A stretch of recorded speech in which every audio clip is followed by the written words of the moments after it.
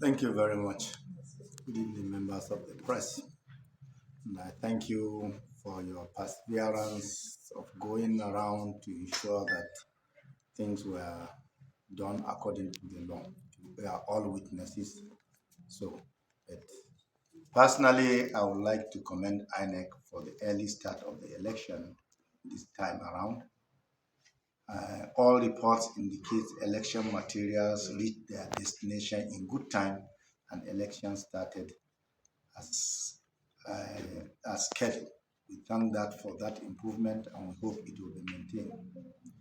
The only unfortunate thing regarding this election is the use of money, wrappers, rice, gift cards, fertilizers to entice voters in brazier gangsterism manner, as if the law doesn't exist, and if it exists, the government doesn't care about the law.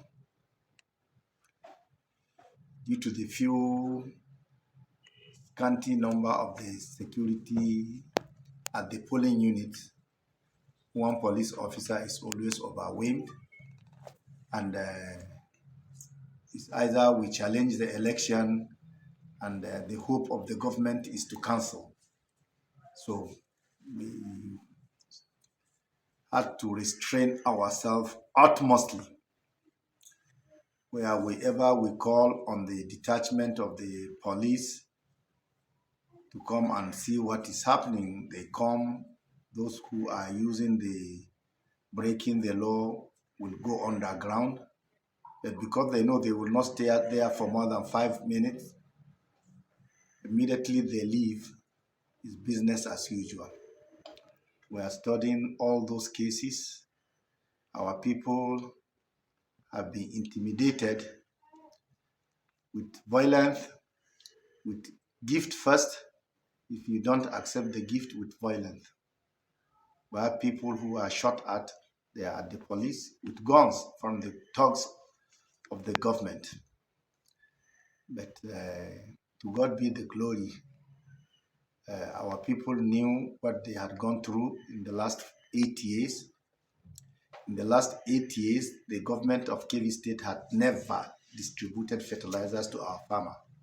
But surprisingly, on this election, fertilizers was used to entice voters.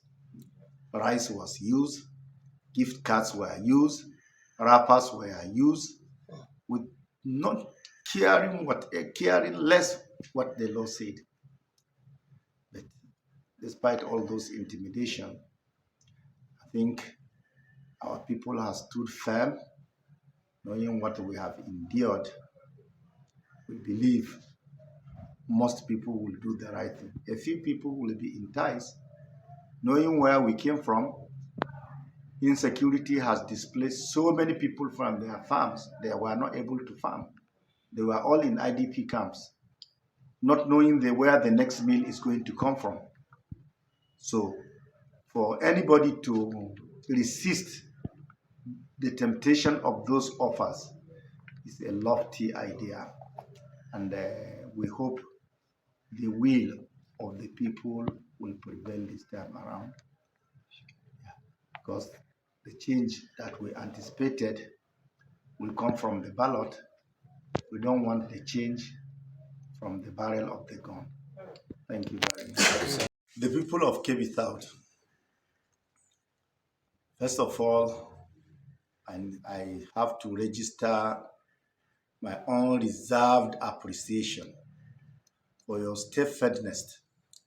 First of all, you were living in schools that the government refused to classify as IDP camps. As far as Kebbi State government is concerned, there are no IDPs in Kebbi, but we knew that people are residing in uncompleted buildings, in schools, and despite all those, these people came and voted for me as their senator-elect. And this amount of fortitudeness I just don't have lack words to thank them enough. My only assurance is to our people is if I go to the Senate, the only agenda I have in my mind is Zuru agenda, no any other agenda. That is what counts. Nigeria agenda will all be discussed because as from an outsider of politics, I think Nigeria is at the verge of making a critical decision either to mend or to break. The cost of election, if we need to be a civilized country, must be seen so that people can vote willingly without any money inducement, so that politicians do not have to borrow money to finance election in the hope of recouping their investment. Whatever I have spent, I've spent for Zuru willingly. I do not intend to recover. I have no wish of recovery it. It's the sacrifice I made, and I hope all other politicians will look at this as a sacrifice to build the country, not to build individuals. We need to build institutions. We need to build institutions that will guarantee equal opportunity to every citizen of this country. If you are good, you get what you deserve. If you are not, you wait. We must make excellence our watchword. Competence, capacity must be our watchword in Nigeria. We must emphasize this to our young men and young women so that everybody can strive for excellence. Hard work, we will make sure that hard work pays. We will make sure that Nigeria is given equal opportunity to every citizen.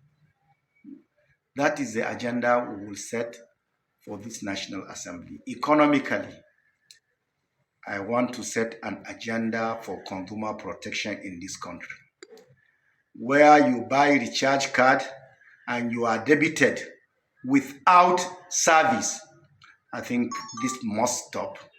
Not only that, if you buy goods in the market and you come home, those goods do not measure to your expectation, you must be refunded with apology for the time and pain you've gone there. You buy things that do not meet your expectation. We must protect our people. The airline must sit up. You cannot keep people at the airport for ages just to cancel the airline, the flight without apology and without even any compensation. Consumer protection will be at top of my agenda if I go to the National Assembly. Thank you very much.